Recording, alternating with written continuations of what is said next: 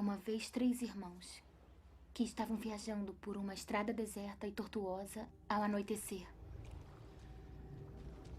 Depois de algum tempo, os irmãos chegaram a um rio muito perigoso para atravessar.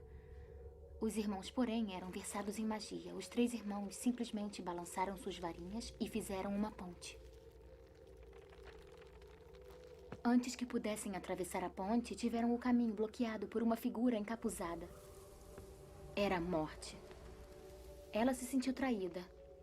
Traída porque o normal seria os viajantes se afogarem no rio. Mas a Morte era perspicaz. Ela fingiu parabenizar os 3 irmãos por sua magia e disse que cada um ganharia um prêmio por ter sido inteligente o bastante para evitá-la. O mais velho pediu a varinha mais poderosa que existisse. E a Morte lhe deu uma varinha feita da árvore de sabugueiro. O segundo irmão resolveu humilhar a Morte ainda mais e pediu o poder de ressuscitar os entes já falecidos. Então a Morte apanhou uma pedra da margem do rio e a entregou a ele. Finalmente, a Morte perguntou ao terceiro irmão, um homem humilde. Ele pediu algo que lhe permitisse sair daquele lugar sem ser seguido pela Morte. E a Morte, de má vontade, lhe entregou sua própria capa da invisibilidade.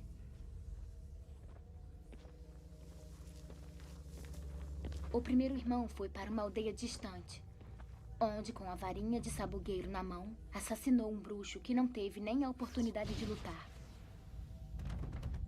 Tomado pelo poder que a varinha das varinhas havia lhe dado, ele seguiu para uma estalagem onde se gabou por sua invencibilidade.